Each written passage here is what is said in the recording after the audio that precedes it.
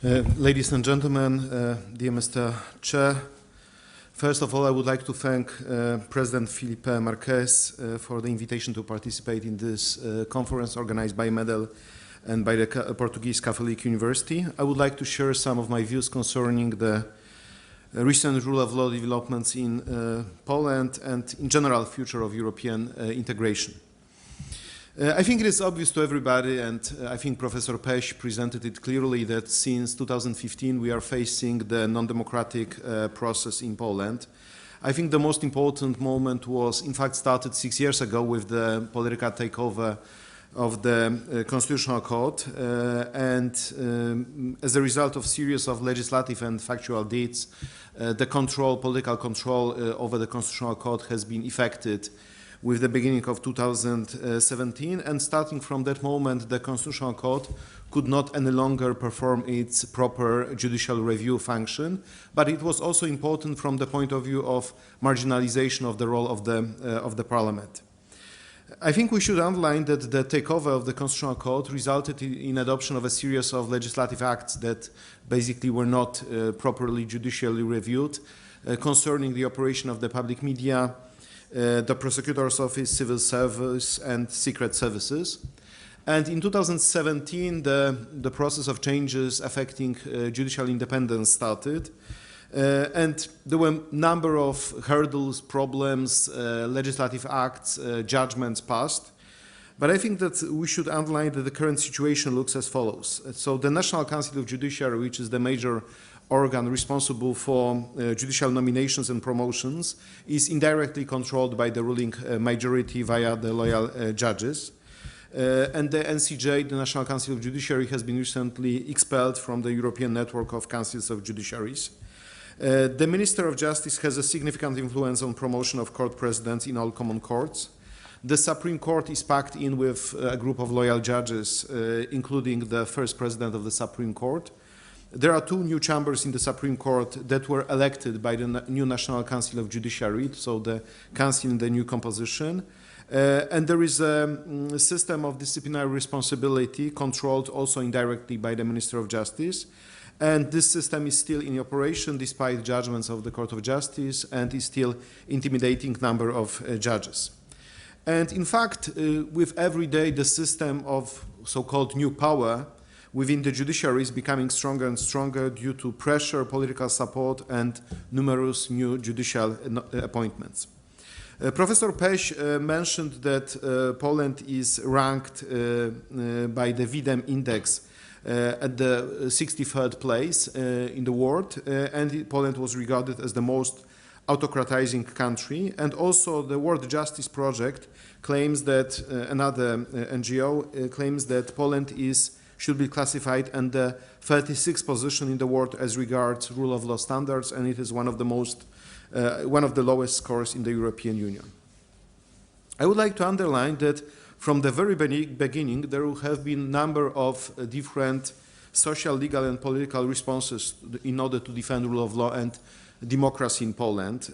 Poland became a place of massive demonstrations against those changes. There were important statements, positions, recommendations, warnings coming from international organizations, transnational organizations, NGOs, scholars, networks of scholars, and I know that in this room there are plenty of people who were very much active in protesting, and I would like to thank you very much for this. But I would like to underline that Polish civil society and judicial organizations have responded with strategic litigation of number of cases. The cases brought to the Court of Justice and of the European Union and the European Court of Human Rights have resulted with a number of important judgments, and there were a number of different questions and charges made in those cases, but I think that we may sum them up with simply one sentence. Are those changes implemented by the government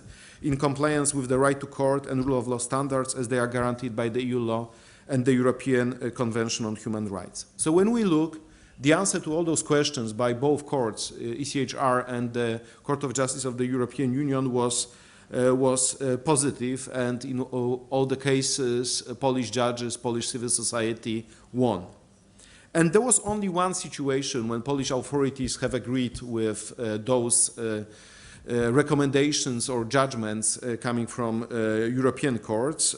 So when the European Court of Justice issued the interim measure in October 2018 concerning the decrease in the retirement age of the Supreme Court judges, it was the only moment when when authorities have decided to, let's say, allow for 20 judges of the Supreme Court to come back to the adjudication. I think it was an important moment because thanks to this, the Supreme Court could at least survive in a quite independent fashion until the April of 2020, and the first president of the Supreme Court, Professor Małgorzata Gersdorf, could perform until the end of her constitutional court. But please note that with respect to all the other judgments, the message by the government was always clear. We will not implement them because those judgments constitute a violation of our sovereign powers. They are ultra-virus, and that basically both the Court of Justice and the European Court of Human Rights do not have authority to adjudicate on those issues. And in my opinion, the Polish government, in fact, is able to do almost everything in order to strengthen such kind of a thinking and such kind of a position, but also in order to gain time for further deepening of those rule of law threatening reforms. So, for example, individual judges are targeted with disciplinary cases or with proceedings aiming to lift their judicial independence. They are also attacked with different hate campaigns or hate messages with the use of the governmentally friendly media, just because they want to be integral, just because they want to follow the EU law and human rights standards. Poland was also able to hold up the future EU budget, claiming that the EU does not have a right to adopt the so-called conditionality regulation, which would allow the EU institutions to suspend the transfer of EU funds to the member states, which do not respect the principles of the rule of law. Poland, thanks to the alliance with Hungary, has managed to block any rule of law procedure under Article 7 of the Treaty on European Union, which could also allow the EU for a certain reaction. And also Poland has ignored the regular rule of law reports by the European Commission, including the recent report by presented by Didier Reynders. I think that the rule of law crisis entered into new phase in 2021, this year in autumn, because Poland refused to comply, not only refused to comply with judgments, but also openly we've noticed two important judgments of the Polish Constitutional Court. So first of all, on 7th October 2021, so just 2 months ago, the Constitutional Court stated that Polish constitution is having primacy over the EU law, and that European Union Court of Justice does not have authority to adjudicate on issues relating to the reform of judiciary. And interestingly, just 2 weeks ago, on 24th November 2021, the Constitutional Court has decided that Article 6 of the European Convention on Human Rights, as it is interpreted by the court in Strasbourg, is also contrary to the Constitution. And at every, you can go into details of all those judgments, but in general, their argumentation is always the same.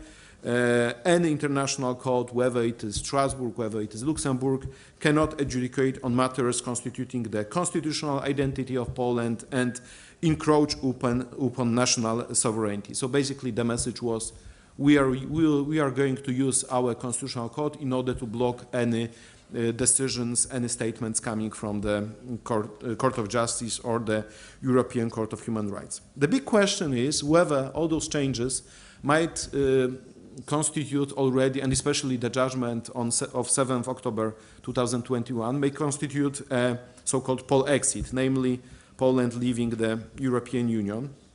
I think we cannot go too far, but for sure it is a strong message sent to the EU institutions. It is an attempt to move the discussion from political space to the legal room. Second, the judgment of the Constitutional Court is a strong instrument to intimidate Polish judges. So whenever they decide to use directly EU law, they risk that that the disciplinary judges may say to them, listen, you have to comply with the Constitutional Court judgment, so if you are applying EU law, we are going to start disciplinary case against you. And there are already cases of judges who have been suspended because of this. Third, and most importantly, the judgment has external consequences because the principle of mutual trust that is binding EU member states is becoming more and more empty and hollow. And also this judgment may start a trajectory of changes. So step after step, Polish citizens start to be accommodated with a new vision of Polish development. There is a growing discourse in Poland about whether EU membership is really needed. Questions are asked about costs and benefits of membership, while there are there are critical voices claiming that the EU is exercising undue influence on Polish matters. So the question is when that kind of a discourse may transform into any further political or legal action. So this judgment of the Constitutional Court could be regarded as a little bit like a rifle on the wall. It may fire at any time. Of course, the European Union has reacted to changes in Poland with a number of political and legal measures. As I said, procedure under Article 7 could not be used effectively. But in fact, what was important is that other instruments have been construed over years. So please note, we didn't have many of those instruments 4 or 5 years ago. They started to develop over the time, and I remember well February 2018 when the famous case concerning Association of Portuguese Judges has been issued, because this judgment opened the window of opportunity for the Court of Justice to develop the jurisprudence under the Article 19 of the Treaty on Functioning of the Treaty on European Union. But the problem is that even if we develop all those different legal means, they simply do not work due to resistance by Polish authorities, because it is hard to put any pressure when the other party does not respect any rules of the game. And that is why the political instrument has been used recently, which is the suspension of funds, suspension of payment of funds from the EU recovery plan. Moreover, we may expect that the conditionality regulation may soon be used too, when the legality of this regulation is cleared by the Court of Justice. We right now have the opinion of the Advocate General of the 2nd December. It means that the European Union may use financial sanctions, but the big dilemma is what next? What if the government of Poland still refuses to comply with the Court of Justice jurisprudence? What if the government decides to set off any financial sanctions with its EU budget's contribution? And there is a risk that Polish government may decide strategically to continue the conflict. It may seek loopholes in a legal argumentation on the part of the Commission and the Court of Justice. It may also try to find weak points in European agenda. It might also abuse the crisis at the external borders of the European Union in order to take political advantage of it. To put it simply, any weakness on part of the EU partners and any argument on part of the Polish government will be used to take a time to continue with judicial reforms, to intimidate judges, and to escape from the necessity to enforce Court of Justice judgments.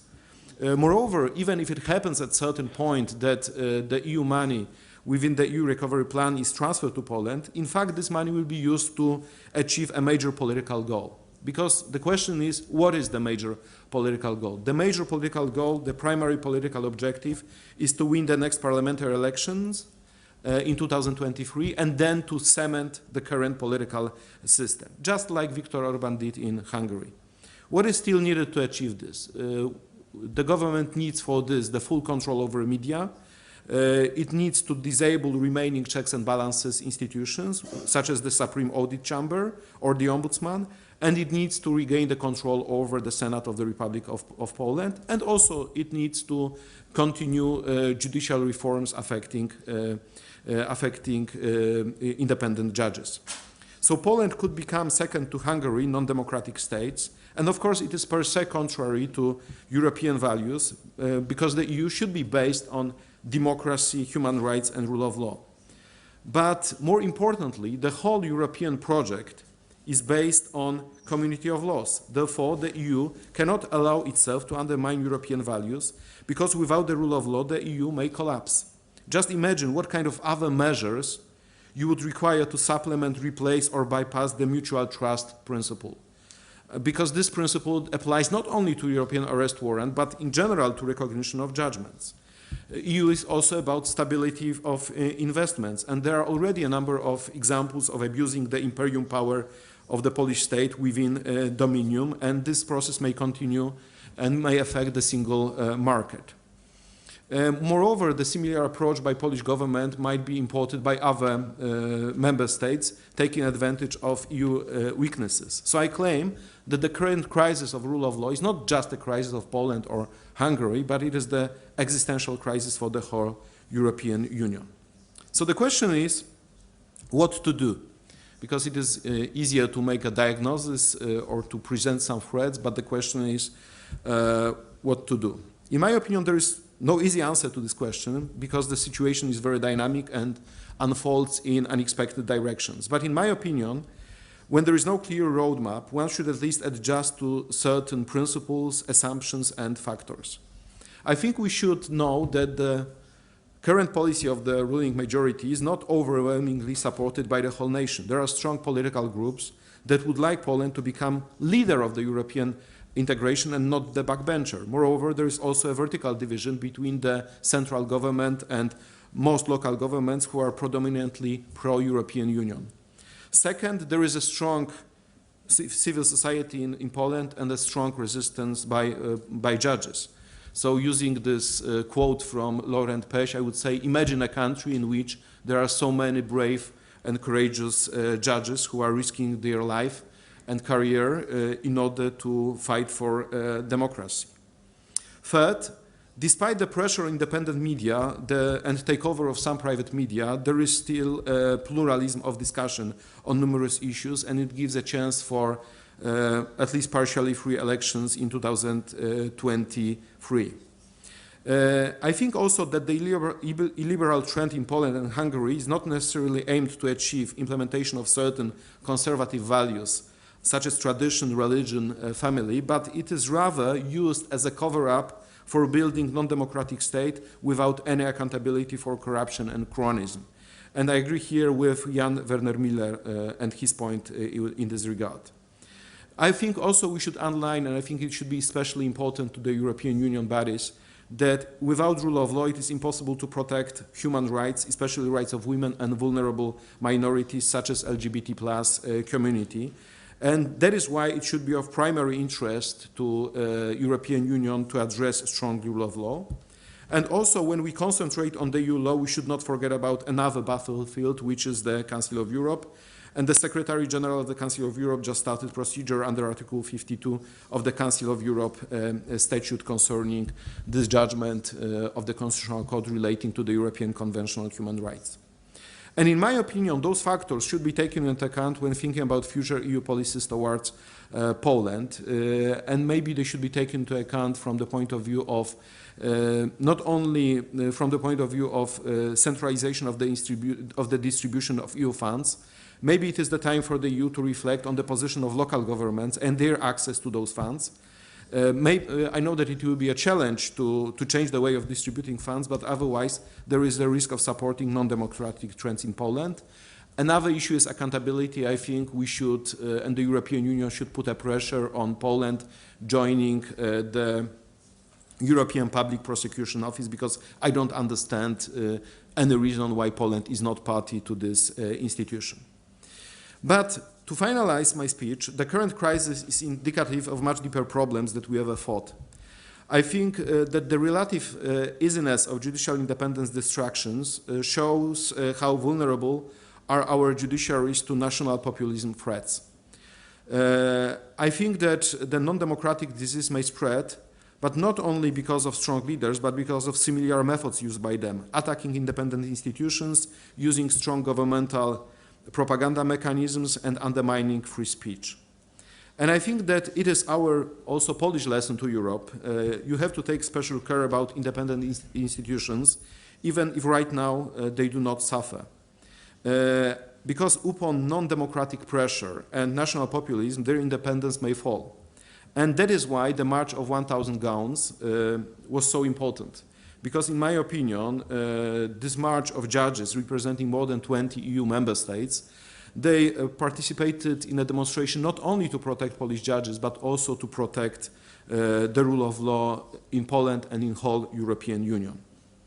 These days, there are judges who are defending the European Union and its legal order. These are regular judges, judges of common courts, Supreme Courts, but also judges at the Court of Justice of the European Union. Yesterday, the Politico magazine named Judge Kuhn Lennartz as Chief Justice and as one of so-called doers in the European Union. And let me quote at the end Justice Lennartz. "You can't be a member of the European Union if you don't have independent, impartial courts operating in accordance with fair trial rule, upholding union law." Thank you very much.